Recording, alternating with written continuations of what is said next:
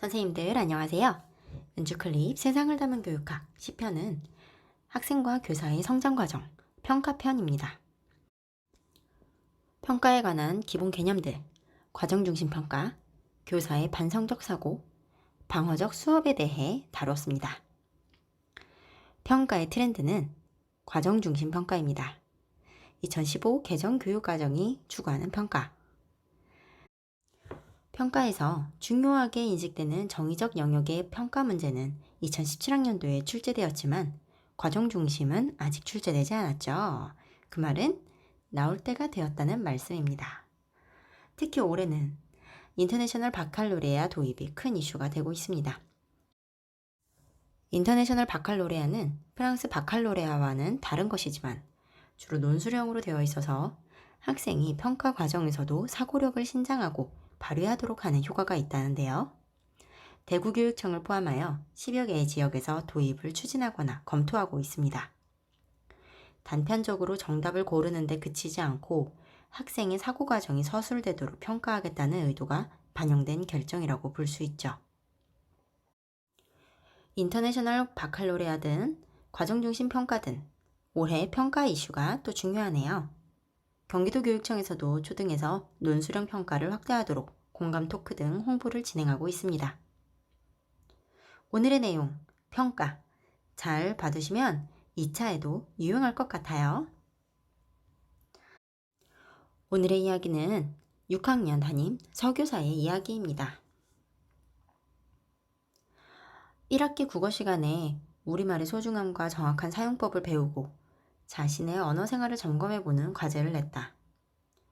우리말 가꾸기를 배운 후 우리 반 아이들은 언어 생활 성찰 일지를 자기 블로그에 쓰고 있다.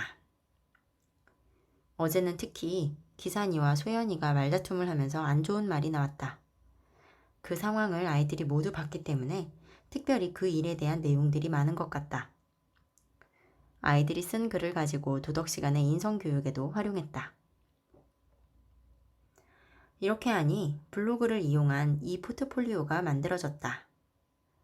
또 아이들이 서로의 블로그에 방문해서 서로 쓴 글을 읽고 댓글을 달아주기 때문에 자기평가, 동료평가도 가능하다는 점이 좋다.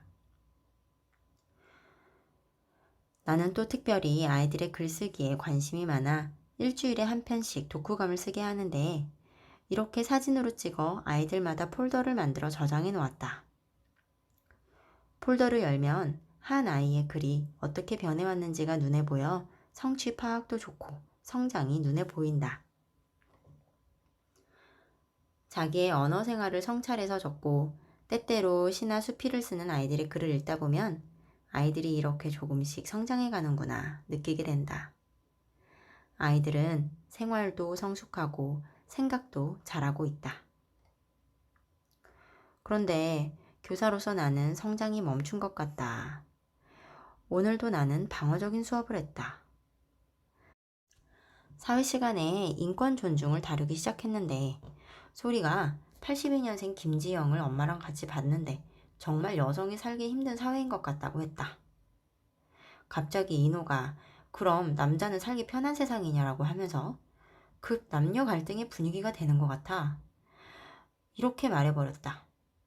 존중받아야 할 인권은 여러 요소가 있기 때문에 젠더 문제만 다룰 수는 없고 오늘 우리는 인권을 위해 애쓰신 분들에 대해 배울 거야 하고 이를 축해버린 것이다.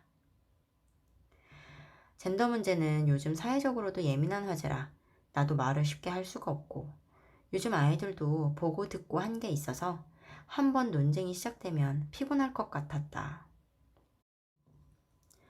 사실 진짜 좋은 교육은 아이들이 최근에 많이 듣고 봐서 의문을 가지는 것들을 주제로 해서 생각의 지평을 넓혀주는 건데 문답법만 잘 해도 아이들이 스스로 좋은 의견들을 말할 텐데 아직 나는 그게 잘 안 된다. 수업 준비를 제대로 하지 않고 다루기엔 자신이 없다. 수업은 어렵고 참교사가 되긴 참 힘들구나. 그래도 이렇게 성찰하는 게 어디야. 그래, 넌 이미 참교사의 자질이 있어. 혼자 위로를 해본다. 이 이야기에는 과정중심 평가의 한 예인 포트폴리오와 교사의 반성적 사고 과정이 담겨 있습니다. 서교사가 자신의 방어적 수업을 반성하고 있네요. 평가는 학생들의 성장과 교사의 성장 모두를 보여준다는 점에서 중요하죠. 과정중심 평가는 정확하게 뭘 말하는 걸까요? 과정중심 평가는 하나의 특별한 유형이라기보다는 그동안 학습자의 성취 결과에만 집중했던 기존 관점과 달리 과정의 의미와 피드백, 교수학습 과정과 평가의 연계성을 강조하려는 의도가 담긴 용어입니다. 과정중심 평가는 학습자의 학습 상황을 진단하고 피드백을 하는 것을 목적으로 한다는 점에서 피드백의 역할을 매우 중요하게 생각하는 교육 현장의 분위기를 알 수 있네요. 과정중심 평가에 대해 구체적으로 논하려면 평가의 기본 개념들을 알고 있어야 합니다. 어떤 평가 방법을 선정할지에는 어떤 교육관을 가지고 평가할 것인가, 교육관과 평가관이 바탕이 되어야 합니다. 교육관은 크게 세 가지가 있습니다. 선발적 교육관, 발달적 교육관, 인본주의적 교육관입니다. 선발적 교육관은 인간의 지적 능력은 타고나고 교육 실패는 학습자의 책임이라고 생각합니다. 우수자 선발이 평가의 목적이기 때문에 학생의 능력을 정확히 재는 것이 중요하고 상대평가가 이루어집니다. 이런 관점을 측정관이라고 합니다. 발달적 교육관은 누구나 적절한 교수학습 방법만 만나면 교육 목표 달성이 가능하다는 관점입니다. 개인의 행동은 환경, 교사, 교육과정, 지원체제 등과 상호작용하여 변화하고 발달한다고 생각하죠. 그러므로 교육 실패는 환경을 제대로 조성하지 못한 교사의 책임으로 봅니다. 학습 목표 도달 여부가 중요하죠. 이런 관점을 평가관이라고 합니다. 인본주의적 교육관은 개인은 환경과 상호작용하는 주체적 존재라고 생각합니다. 개인의 행동 특성, 환경, 특별한 상황 등을 모두 고려하여 선발, 배치, 자격 부여 등 판단에 활용하려고 하죠. 관찰법, 역할놀이 등 다양한 증거 수집이 중요합니다. 이런 관점을 총평관, 전인적 평가라고 합니다. 다음으로 평가 도구의 질을 결정하는 개념들을 알아보겠습니다. 크게 타당도와 신뢰도가 있습니다. 타당도는 쉽게 말해 평가해야 할 것을 평가하는가를 말해주는 지표입니다. 타당도를 높이는 방법은 이원 목적 분류표를 작성하는 것입니다. 이원 목적 분류표는 교육 목표, 성취 기준을 명세화하고 내용, 행동 영역으로 나눈 평가 기준표로 평가 기준을 명확히 하기 위해 만듭니다. 신뢰도는 한마디로 얼마나 정확하게 오차 없이 일관성 있게 평가하는가입니다.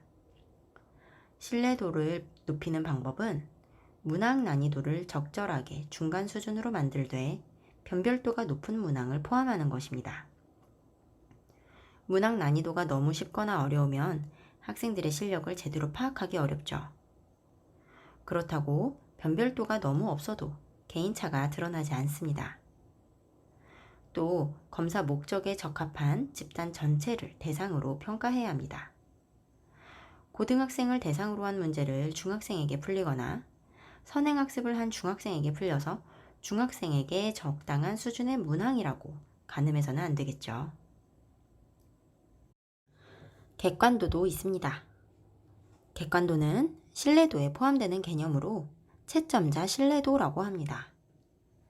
신뢰도 중에서도 채점자의 초점을 맞춘 신뢰도이죠.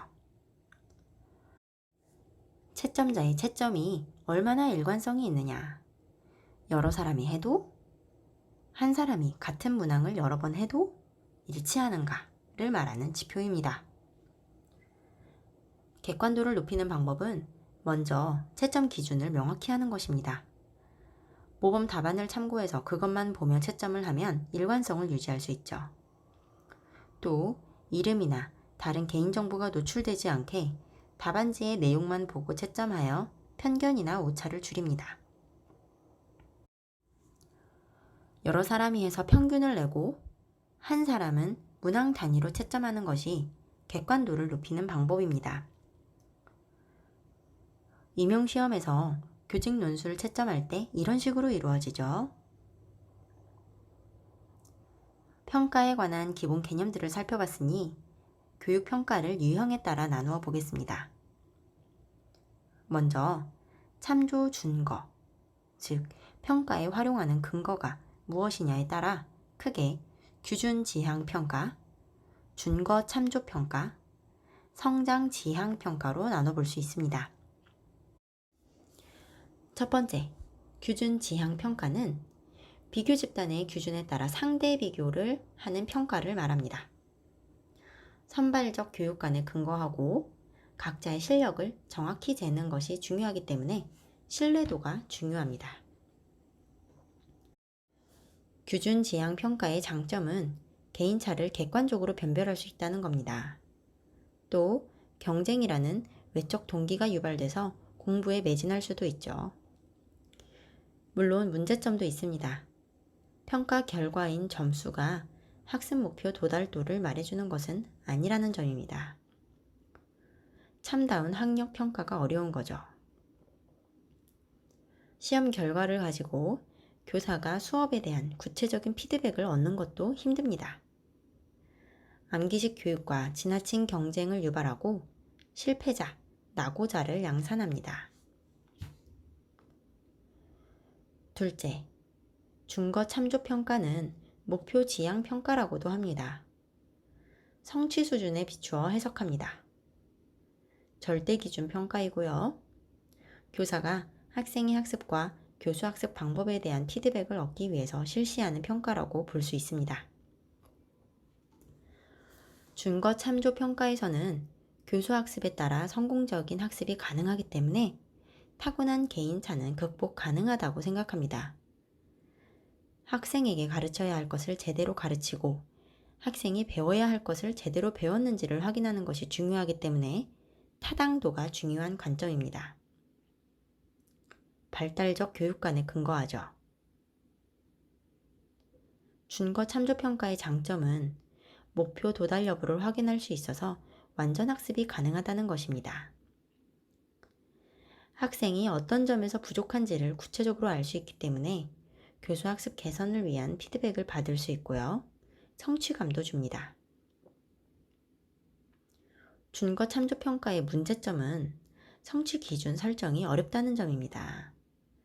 또 각자의 성취에 집중하지 개인차를 변별하고자 하는 평가가 아니기 때문에 선발을 하기 위한 시험으로는 어려움이 있습니다. 셋째, 성장 지향 평가입니다. 초기의 성취에 비해 현재 얼마만큼 향상했느냐에 초점을 두는 만큼 개별화 교육이 가능합니다. 학습 능력 증진에 기여할 수 있죠. 하지만 신뢰도 문제가 있을 수 있습니다. 향상도가 커 보이게 하려고 일부러 사전검사를 못 보는 경우가 있을 수 있기 때문이죠. 객관도 문제도 있을 수 있습니다. 향상도를 교사의 판단에 의존할 경우에 교사의 주관이 개입되면 정확한 평가가 어려운 거죠. 이 밖에도 능력 지향 평가와 노력 지향 평가가 있습니다. 능력 지향 평가는 개인이 가진 능력에 비해 얼마나 최선을 다하였는가에 초점을 둬서 개인의 능력 정도와 수행 결과를 비교하는 평가입니다. 같은 성적이라도 능력이 낮은 학생이 더 높은 평가를 받을 수 있죠. 노력 지향 평가는 점수에 관계없이 노력한 학생이 높은 성적을 받습니다. 이 경우 성적의 의미가 왜곡될 가능성이 있다는 한계가 있습니다. 교육평가의 유형을 이렇게도 나눠볼 수 있습니다. 진단평가, 형성평가, 총괄평가로 나누면 무엇을 기준으로 한 걸까요? 네, 평가 시기에 따라 구별한 평가 유형입니다.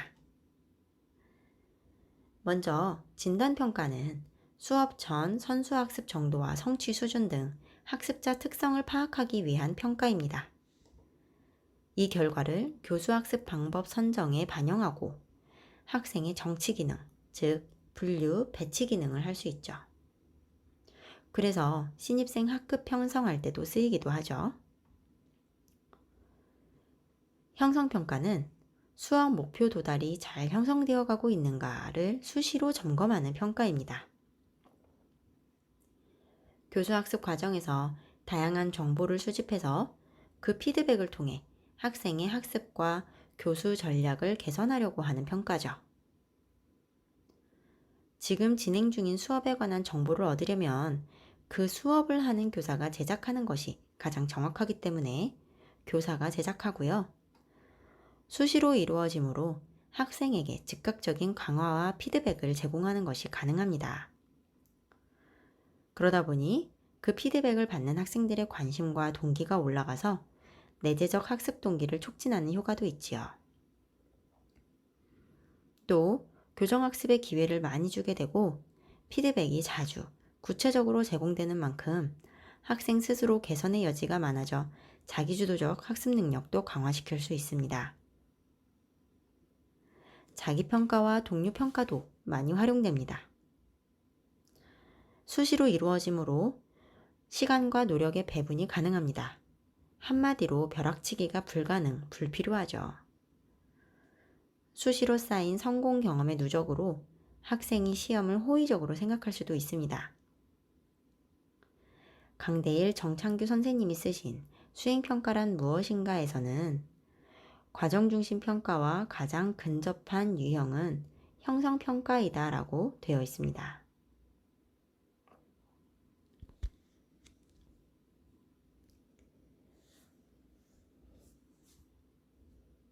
제작 시 유의점은 이렇습니다.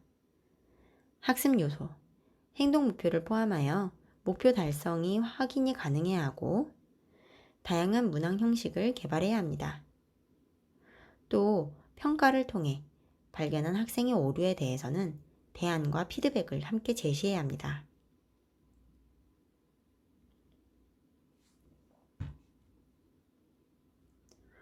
총괄평가는 장시간에 걸친 학업 성취를 한꺼번에 판단하기 위한 평가입니다. 그래서 장시간에 걸쳐 배운 내용을 일반화 가능성이 높은 문항을 사용합니다. 형성평가와 총괄평가에서 모두 사용될 수 있는 평가 유형은 수행평가입니다. 수행평가의 키워드는 실제 상황에서 혹은 실제 상황과 비슷한 맥락에서 과제 수행 과정과 결과를 관찰, 학생의 반응의 근거, 지식을 구성하고 적용하는 능력입니다. 수행평가의 유형은 과제 특성에 따라 다양합니다. 토의 토론, 실험 실습, 프로젝트, 논수령 등이 있고요. 평가 주체에 따라서도 교사의 학생평가, 학생의 자기평가, 동료평가가 있습니다. 수행평가의 특징은 실제 상황이나 유사한 맥락 상황에서 이루어진다는 점입니다. 고차원적 사고 능력과 협업 능력 등 사회적 기술과 정의적 영역 평가가 가능해서 전인교육의 실현을 돕는 평가라고 할 수 있습니다. 개인의 발달 과정을 종합적으로 평가하기 위해 전 과정과 결과도 함께 평가합니다. 이런 점에서 교수학습과 평가의 일관성이 확보될 수 있습니다. 어디서 많이 들어본 말이네요. 그만큼 중요하다는 거죠. 2015 개정 교육과정에서요. 수행평가의 장점은 창의적 문제 해결력을 길러주고 지식의 적용, 활용 능력이 신장된다는 것입니다. 실제적 과제를 다룸으로써 흥미와 동기가 높아지고 사회적 기능과 정의적 영역도 평가하며 피드백으로 성장을 이끌어낼 수 있습니다. 단점은 평가 도구 개발과 채점 기준 설정이 어렵다는 점입니다. 채점자의 주관이 개입되어 객관도 확보가 어려운 만큼 훈련된 채점자가 필요합니다. 또 수행 자체에 초점을 맞추므로 시간과 비용이 많이 들어갑니다. 수행평가 채점 시에 신뢰도를 높이는 방안은 명확한 채점 기준을 확립하고 다면 평가를 한다는 것입니다. 다면 평가는 평가 주체를 다양화하는 것을 말합니다.